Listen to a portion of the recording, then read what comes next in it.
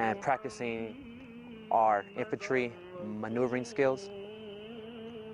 That had a very profound impact on me.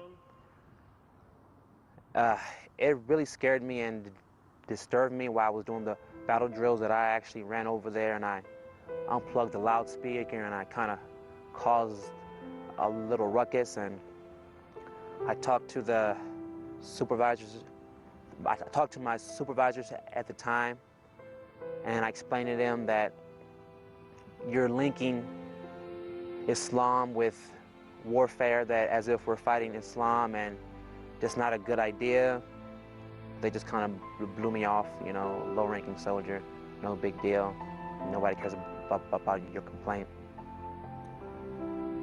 I felt like, looking back, I felt like that situation early in my military career foreshadowed other incidents or events or circumstances that I would experience throughout my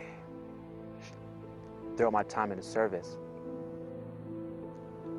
I've experienced incidents where seniors, supervisors blatantly put me on display in front of troops, attacking Islam, linking Islam with the terrorism and violence and hate.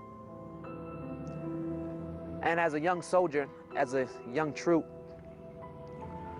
I didn't know really how to respond to those type of circumstances and situations.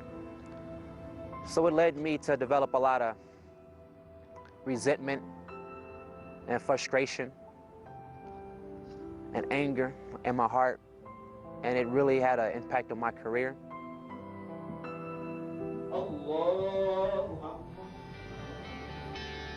كان الوقت مختلفا عندما انضم داوود إلى الجيش، فلم يكن هنالك قلق كونه مسلما في الجيش. I had no trepidation, no fears about joining the army because I was a Muslim. At that time, the focus wasn't on Muslims or Islam. The focus was on the Soviet Union and communism and the Cold War.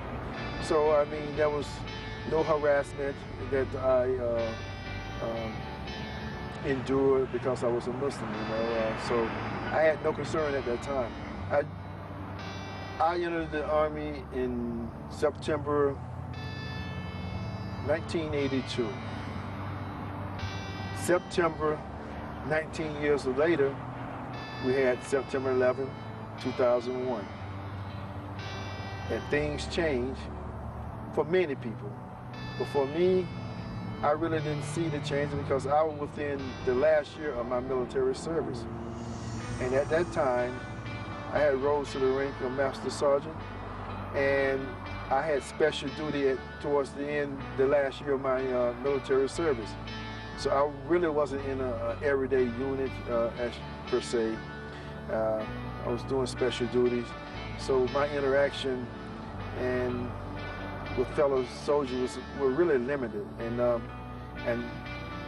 I had received this assignment before September 11,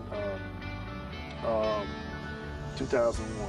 And so things really didn't change for me as an individual. I did my job. I just finished my time and I retired in September 2002. I really wasn't aware of the problems that many Muslims faced while after 9/11, who were in the military in 2001. You know, but I can imagine, you know, with the atmosphere, the tension that was going on, I can imagine that some Muslims may have faced some trying times being in the military, just by them being Muslim, being associated with the events that had happened, even though they themselves didn't have anything to do with that. I just can imagine, you know, with just knowing the history of the United States, of the American people, you know, I just can't imagine it's probably difficult for many of them. But for me, I go back to, I personally didn't really face it because maybe because my interaction was limited, and Maybe because of who I was. I really don't know what to attribute that to. I would discuss with my superiors some of the issues that I was dealing with, some of the comments I was hearing, some of the disrespect. And basically, it was taken simply as name calling, that I should have thicker skin, that I should let it roll off my shoulders. I don't think they had a full understanding of the complexity of the situation, of the pain and the suffering that it caused me as an individual, as a Muslim, as an American, as a soldier, to dedicate my life, my bloodshed, my sweat to my country, and yet still within my own organization that I have dedicated my life to experience these type of attacks on me, whether they were blatant or subtle. So I don't think they really fully understood, and it was kind of just blown off as, you know, Bilal keep pushing. And for me, it just developed into me having an attitude. It's just a cause and effect. My heart became very resentful and angry and upset and frustrated. And despite my scores on the entry exams, despite my college credits, despite my physical fitness and my weapons qualifications, I've never been to the promotion board. I earned the title soldier with an attitude, you know, the soldier who gets in trouble, or the soldier who doesn't respond well to authority. But in reality, looking back, it was just me as a human being not knowing how to deal with the hatred and the subtle and blatant disrespect for my spirituality. يمضي كلا الرجلين في حياتهما، فداود عنصر فعال في المجتمع، وإيمان مصطفى جلب له السلام والفهم والتسامح. And when I retired, I wanted to continue to serve. So I found a way to serve. I completed my undergraduate studies and my master's degree studies and graduate studies. I have a master's degree in social work, and I'm a school social worker at this time. And I just like to keep busy with my family. I'm the father of 4, and I have a wife, my beautiful wife, Cynthia. We've been married for 29 years. I just try to stay active in the Muslim community. I've been past president of the Islamic Society here in Colorado Springs. And so I'm quite active I attend the mosque normally every day, at least, you know, once or twice a day. So I am on the board of directors of the court-appointed special advocate, CASA, which advocate for children who are in the court system due to abuse by their family members. And I'm on the board of directors of that, and I have been for the last 3 years. And also I have try to reach out and work with the member of the Christian and the Jewish community, and that's why I'm working in the community garden. I consider myself malcontent, not at the beginning of my career in the military, but towards the midpoint, when I really got caught up in dealing with the issues I was facing with being Muslim in the military, deployment stress, and just life in general.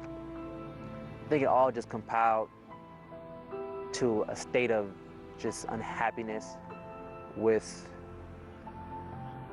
me being in the service at that point in time. But I don't consider myself malcontent anymore at all. Nah, I'm actually quite happy to be part of the military. I've been blessed to do a lot more studying and increasing my knowledge and my patience. And I've really been able recently to rid my heart of the resentment and the anger and the frustration and placing blame. And I was really able to heal recently.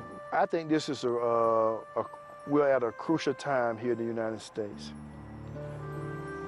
I think many of the non-Muslims in this country really do not understand who the Muslims are and what Islam is. You know, so if a poll was taken today, the majority of the non-Muslim in this country probably have a negative idea about Muslims because they don't really know they're Muslim, and we as Muslims have to take some responsibility for that, because many of us we don't share who we are with our neighbors, and I think if we did a better job of that, they will come to our non-Muslim neighbors will come to know that in general we're just like they are. You know, we're just like them. So there'll be less tension between the communities once we get to know each other. And what I would like to know my Muslim brothers and sisters in Algeria and throughout the Muslim world to know is that the Muslims in America, we are serious about our Islam. We are thankful to Allah that Islam has come to us, and we wouldn't trade it for any other system. Islam, we believe, is the best, and there's no need to apologize for that. And this is what I believe, and that's what I think many Muslims in this country believe.